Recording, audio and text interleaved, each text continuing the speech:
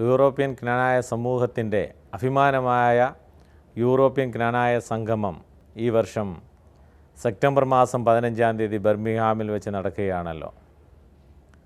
ഇത് 4ാമത്തെ യൂറോപ്യൻ ജ്ഞാനായ കൺവെൻഷനാണ്.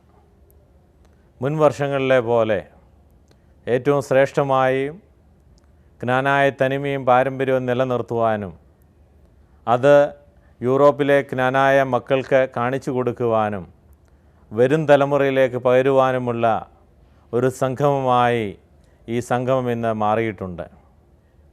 ഇത് നമുക്ക് ഏവർക്കും വലിയ അഭിമാനത്തിന് വക നൽകുന്നതാണ്.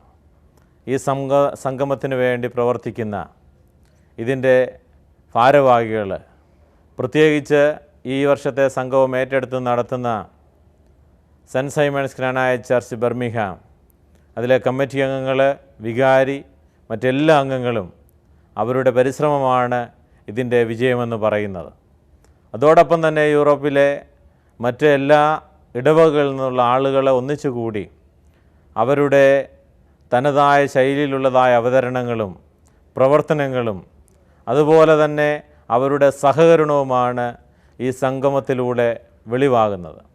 ഇതിൽ എല്ലാ ഇടവകളിൽ നിന്നുള്ള ആളുകളും പങ്കെടുത്തുകൊണ്ട് ഏറ്റവും ശ്രേഷ്ഠമായി തന്നെ ഈ സംഗമം നടത്തുവാൻ ദൈവം ഇടയാക്കട്ടെ എന്ന് പ്രാർത്ഥിക്കുന്നു.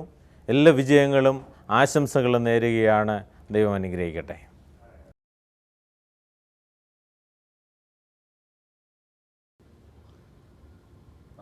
ബർമിംഗ്ഹാമിൽ നടക്കുന്ന 4ാമത് യൂറോപ്യൻ ജ്ഞാനായ സംഗമത്തിന് പ്രാർത്ഥനാപൂർവമായ എല്ലാ ആശംസകളും വിജയങ്ങളും ആദ്യം തന്നെ നേരട്ടെ.